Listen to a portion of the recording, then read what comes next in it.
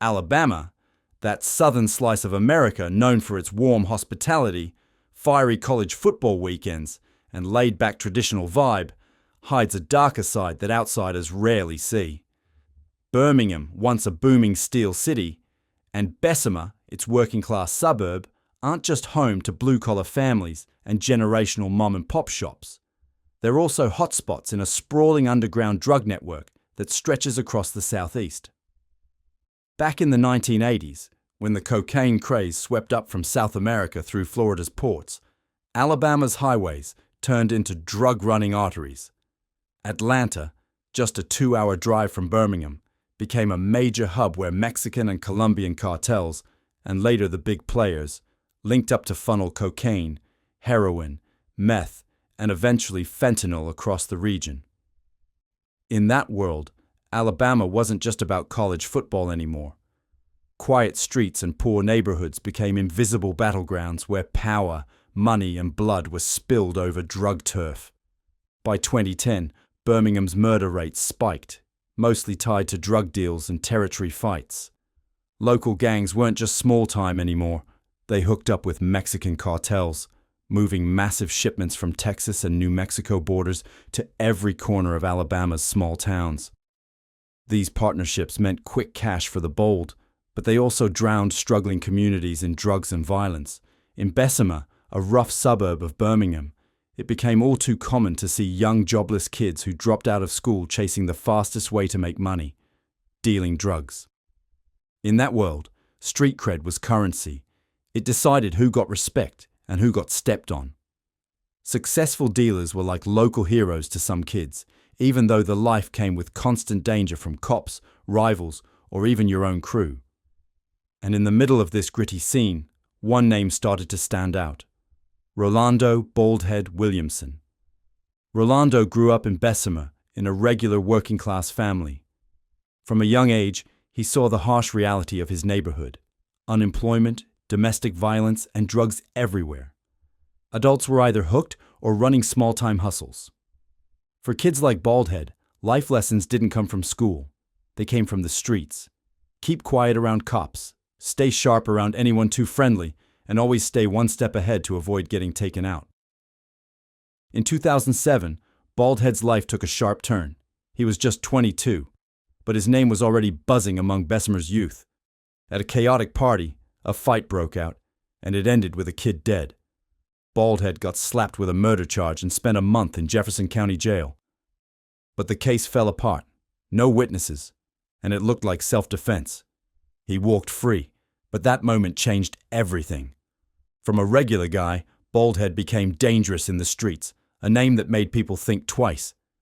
In the underworld, that kind of rep was a springboard to power. After getting out, Baldhead wasn't the same naive kid. He saw the brutal rules of the drug game: climb to the top or get crushed.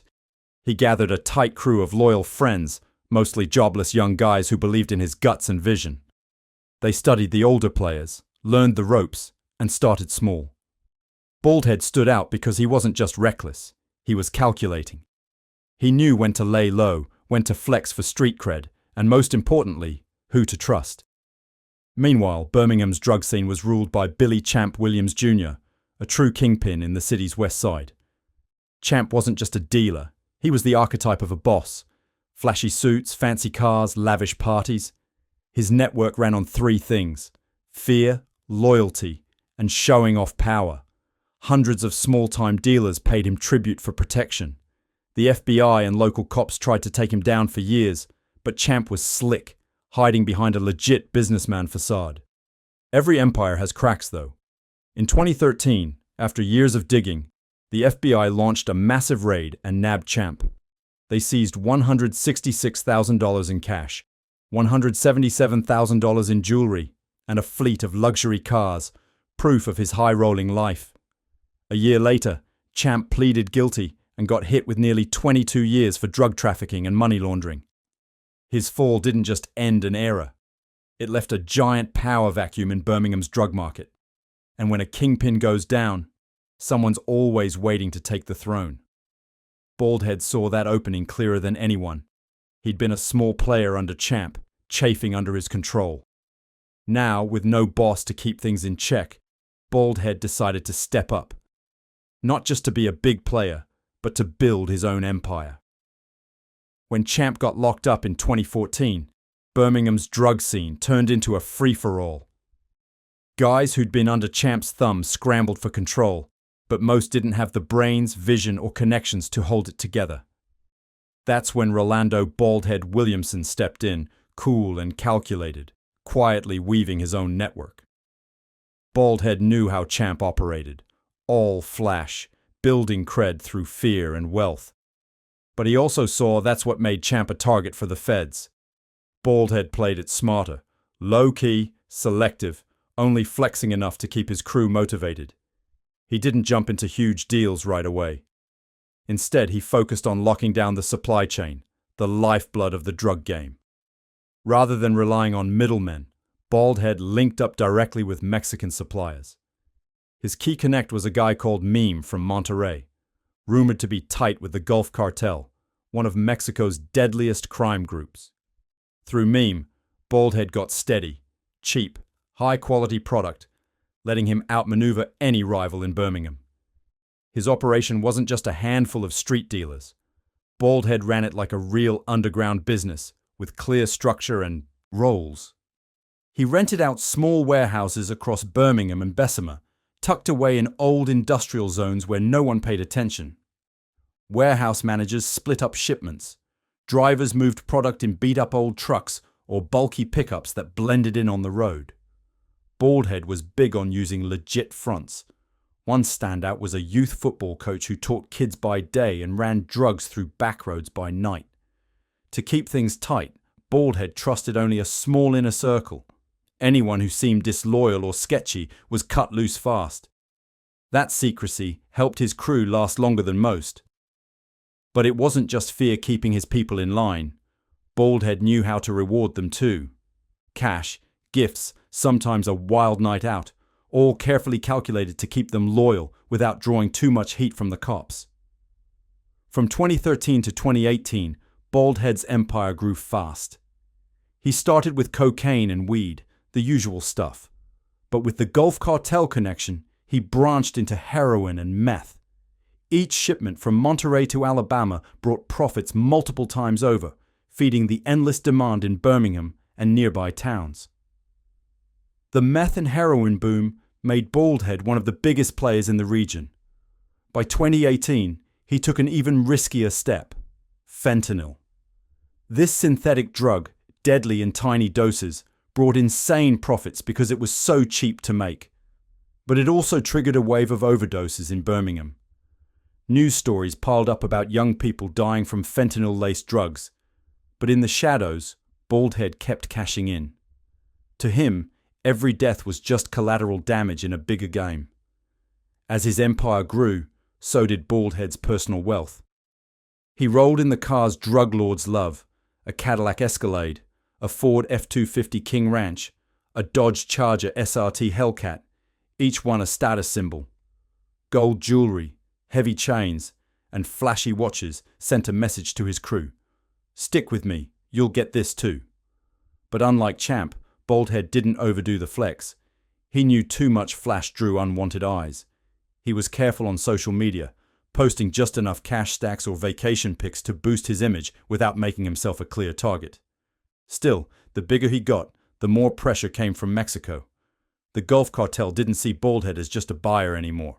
He was a key partner, a linchpin for getting drugs into the southeast. That gave him clout, but also put him in danger. Cartels don't play nice with anyone who steps out of line. In 2019, that pressure hit a boiling point when Meme invited Baldhead to Monterrey for a partner celebration motorcycle trip. His inner circle smelled a trap. Cartels often use fun trips to kidnap partners and demand ransom. Sure enough, intel later confirmed the Gulf Cartel planned to grab Baldhead for a $100,000 ransom. His street instincts kicked in, and he dodged the trip, narrowly escaping. It was one of his smartest moves, proof he could outplay even the most dangerous players. But no amount of smarts could stop trouble brewing inside his own crew. As his empire grew, law enforcement zeroed in. Starting in 2016, The Safe Streets Task Force, FBI, Jefferson County Sheriff's Office, and other feds launched a massive surveillance operation. They used everything: wiretaps, tracking his movements, undercover buys, and most crucially, flipping an insider from Baldhead's own ranks. That traitor was none other than one of his trusted drivers, the same guy who'd warned him about the Monterey trap. Nobody saw it coming, but that driver became the FBI's ace, wearing a wire to record damning conversations. One recording from June 11, 2019, was the nail in the coffin. Baldhead laid out his whole operation, from suppliers to distribution. Add in WhatsApp messages, phone pings, and financial trails, and the feds had him cornered. His empire started crumbling, not from outside rivals, but from the guy he thought he could trust. On the morning of August 22, 2019, Birmingham's skies were still foggy, and for Baldhead, it seemed like just another day. He drove to a Publix in Homewood, a suburb, to meet a connect. But the Safe Streets Task Force was ready. After months of tracking, they pounced.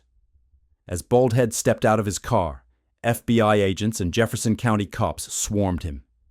He didn't have time to grab his guns. They found 2 pistols, a box of ammo, and nearly $14,000 in cash on him. At the same time, teams hit his warehouses and apartments across the city. The haul shocked Birmingham. 366 grams of heroin and fentanyl, 109 grams of cocaine, over half a kilogram of meth, nearly $100,000 in cash, multiple guns, and over 1,700 rounds of ammo. The news spread like wildfire. Within hours, local headlines screamed about the biggest takedown in years. Birmingham buzzed. Baldhead wasn't just a Bessemer street name anymore. He was national news. For the cops, it was a major win, shutting down one of Alabama's biggest drug networks of the decade. For communities ravaged by drugs, it was a faint glimmer of hope for a less suffocating Birmingham. 3 months later, in November 2019, a massive 58-count indictment dropped, targeting Baldhead and 17 others. Charges ranged from drug trafficking and distribution to money laundering and illegal weapons. The scale was staggering. Hundreds of kilograms of cocaine, 24 kilograms of heroin, 10 kilograms of meth, and over 20,000 pounds of weed. The 150 grams of fentanyl alone, prosecutors said, could have killed thousands. A stark reminder of how deadly Baldhead's operation was. While awaiting trial, Baldhead tried to play it cool. He hired top Birmingham lawyers, pushing the narrative that he was just a mid-level dealer, overhyped by the feds. But the evidence was overwhelming. Wiretaps, WhatsApp chats with meme and Mexican connects, financial trails of laundered money, and social media posts flexing his wealth.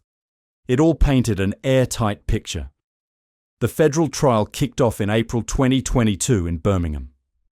The courtroom was packed, not just with reporters, but with locals who'd lived under the shadow of Baldhead's drug ring. Prosecutors laid it all out.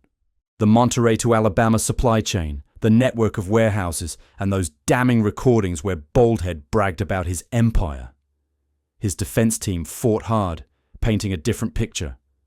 They brought in friends, family, even neighbors to vouch for him as a devoted dad and generous friend who donated to the community. They argued he was just surviving in a harsh world with few legit options. But Judge Annery C. Axon wasn't buying it. She shot down their claims, saying, "Personal generosity doesn't erase the thousands of lives lost to drugs." To her, Baldhead wasn't a victim. He was the architect of a deadly machine. On April 18, 2022, the verdict came. Life without parole for Rolando Baldhead Williamson, plus 10 years for weapons charges and a $36 million fine. His 17 co-defendants got sentences from 14 to 40 years, depending on their roles. In the courtroom, Baldhead stayed stone-faced as the gavel dropped. For the first time, the Kingpin had no control over his fate. The fallout went beyond Baldhead.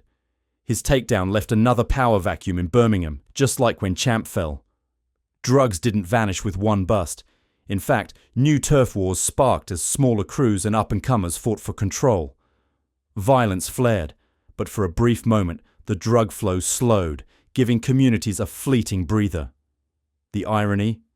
Baldhead's street smarts, the same instincts that saved him from traps like Monterey, couldn't save him from betrayal within. His tight circle and paranoia weren't enough to stop a trusted driver from flipping.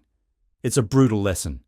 In the underworld, loyalty is fragile, and no empire is untouchable. Baldhead's story isn't just about one man. It's a mirror for the endless cycle of the drug trade. From the 1980s to now, Birmingham has seen kingpins rise and fall. Champ Williams, Baldhead, and surely more to come. Each time one goes down, another steps up, like the game never stops. For the community, Baldhead's saga is both a warning and a spark of hope. A warning that no one's invincible, that power and street cred are fleeting illusions, and hope that relentless police work and community resilience can chip away at the cycle of violence and drugs. But it's a long road, full of traps. Death, betrayal, and greed lurk around every corner. Rolando Baldhead Williamson, from a Bessemer kid to a Birmingham drug lord, ended his run behind bars for life. His story is a tragedy, a warning, and a wake-up call. It begs the question, how many more Baldheads will rise? How many more families will lose kids to drugs? How many communities will stay trapped in this cycle? And most importantly, is society ready to do more than just lock people up, to break this endless loop for good?